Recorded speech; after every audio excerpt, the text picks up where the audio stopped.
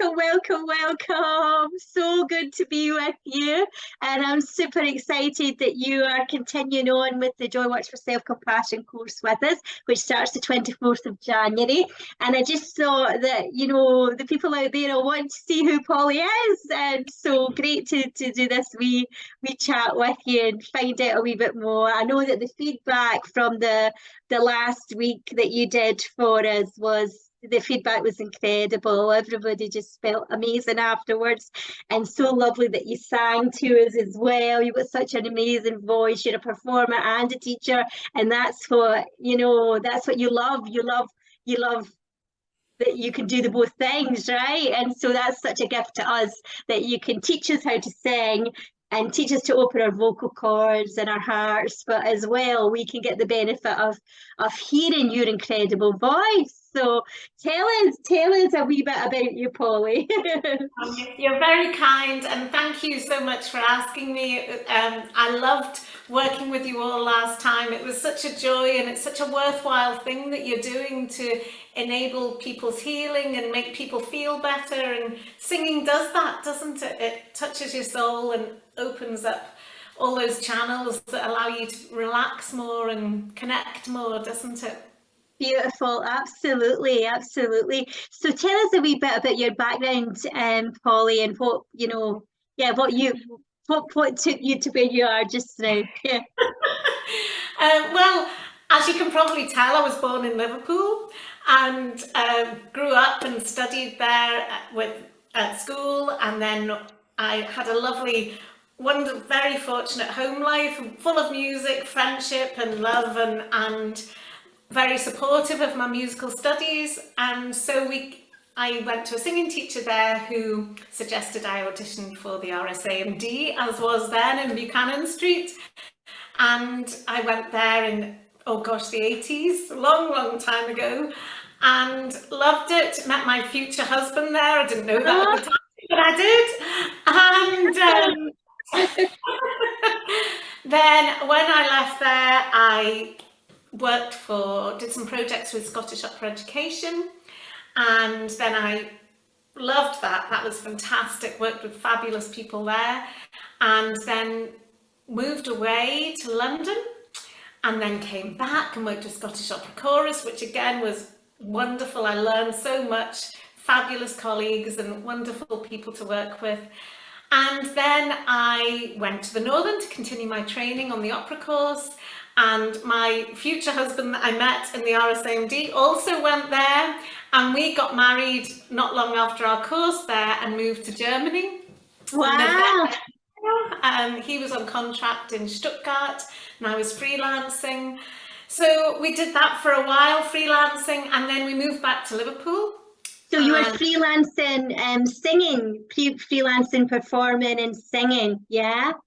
As a soloist, and having done the Northern Opera course, it was I was older and felt ready to do all of that then, so I did, which was very exciting. I really enjoyed that.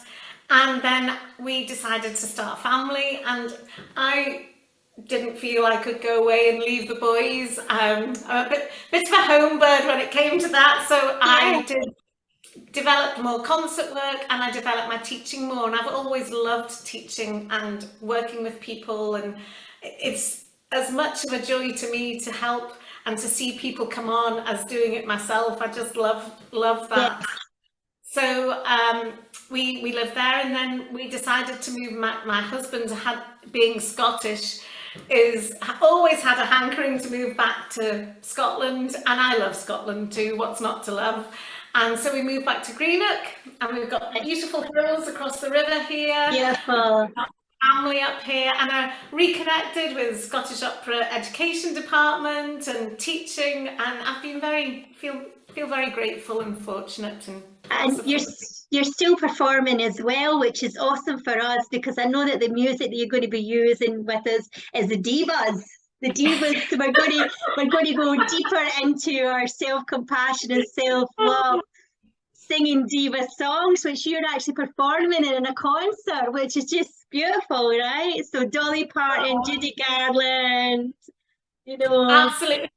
Well, with the wonderful Karen McIver, Brilliant. she's a pianist. Yeah, she's my mum was a source of huge inspiration to me and sang herself and loved Doris Day and Barbara Streisand, Shirley Bassey, um, Judy Garland, as you say. So I just thought, these songs have such, and these women who sang them have had such amazing careers and are an inspiration in themselves. And the words they sing are so uplifting and moving. And I just thought, I really would love to reconnect with those. And I always, I always sing them to myself anyway for pleasure, So I just Yes. thought, why not? That would be fun. Yeah, fantastic. It's going to be amazing. I'm so, so excited about it. So, like, what do you do? Like, what do you do? What would you say your thing? You sing for self-love, but is there any other kind of self-compassionate things that you do to just make yourself feel better when you get a bit of the January blues are upon us? You say you love Scotland, but the weather's quite hard in Scotland at this time of year. So what kind of other stuff do you do for self-compassion to? Well, I love, obviously, my family comes, that's my forefront of my love and Yeah, joy with all of that, my boys and my husband, and listening to music, reading, I do yoga and Pilates, a lot of the breathing and the sort of alignment with the body and how we use our body is so akin to what's helpful in our singing. And what's been wonderful, particularly when it's, during COVID, what was wonderful, reconnecting with so many friends that live in far-flung places. And yes, thankfully, that's been something that I've carried on Zoom quite a lot. For excellent. in Australia and things. So when the weather's miserable, I just feel, well, okay, there's no one here, but I can zoom in on somebody and have a chat. Yeah, yeah. It's a poor excuse saying the weather. It's usually our thoughts, isn't it? Much more than the weather that bring us down. But yeah, so that's lovely. Yeah, nurturing your family, community, and relationships are everything, aren't they? And I think that's what's so beautiful about the project, and what everyone loved about the project was just how the WhatsApp group that we had in between our sessions was such a nurturing, healing resource for so many in the group.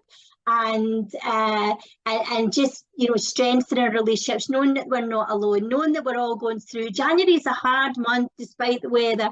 We have a kind of tendency to look back and see how far we've come, how far we've not come, rather than how far we're coming. And sometimes we really need a strong community to do that. So it's lovely. And research tells us relationships are everything, right? The Harvard University research, the longest piece of research they did, 75 years research, and they found that it wasn't our diet or our exercise that was for our health and happiness, that actually it was the quality of our relationships. So you just hit the nail in the head there. So what is your favorite song that you're going to be singing with us out of all of them? What's the one that you love the best? Well, the first one that comes to mind is People by Barbara Streisand. Oh, I don't know it. People who need people are the luckiest people in the world.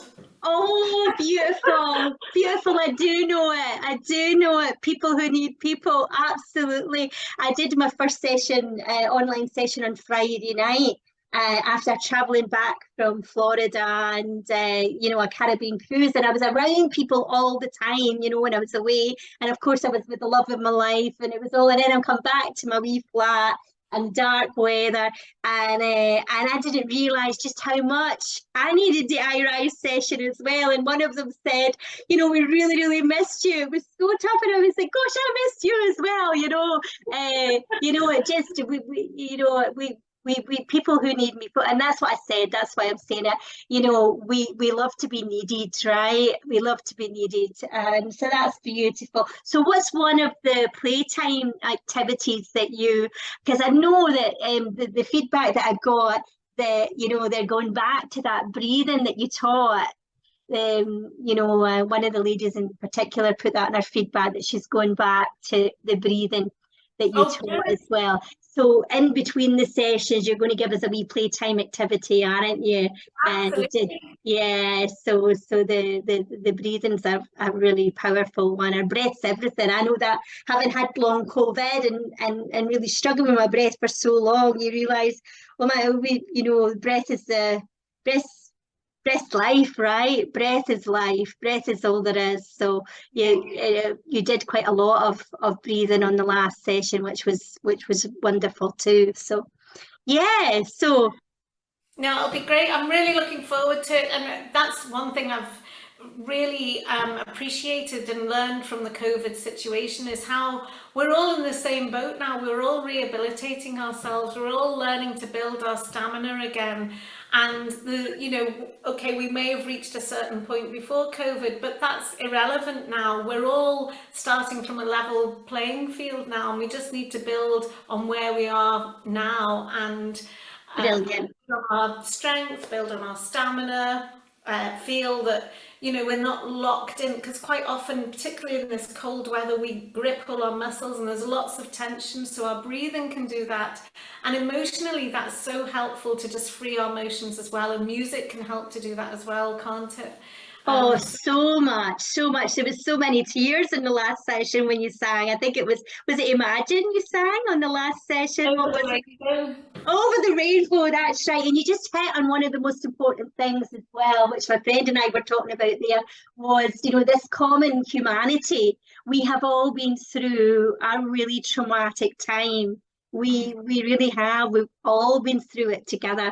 And I think that's one of the most powerful, it's one of the main components of self-compassion, is to know that, as my grandpa used to say, we're all Jock Tamson's bairns. We're all Jock Tamson's bairns. We can look at pictures on Facebook and think, oh, they've got it better, but we're all going through stuff, and music is just so uplifting. It gets us into feeling good so fast, and we combine that with the really interactive WhatsApp group and the playtime activities. One of the feedback was, just how it was a really different way to nurture. It's not everybody knows how to nurture ourselves by being creative. So as well as the singing that we have with you, we have all these lovely creative activities that we do to nurture ourselves and help us feel better as well. Laughter is one of the best remedies, isn't it? Yes, laughter is the best medicine. And that was so powerful. One of the ladies said that she just didn't realise just how powerful laughter was for shifting emotions. And she actually spent, I think it was about 20 minutes just laughing, and how it just shifted things through her. And of course, there's all the science that backs that up too. So that's good that you mentioned that. I forgot that. We've got lots of laughter in it. And I just wanted to read, before we finish, I just wanted to read a couple of quotations that we got. So, it was rated outstanding and very good, the project. And I felt so much aware of opportunities for self-connection and tending. I also felt uplifted by all the diverse sources that Sharon recommended to give us ideas and tools for practicing self-compassion. And I liked how the creative activities gave me a chance to do things other than I would normally do to nurture myself. And also just about loving the exercises to release tension from the jaw and the tongue and other areas of the face, and loving the breath work. And it felt very gentle and unimposing, and really been touched by the interaction group, the interaction in the WhatsApp group, and the continuity,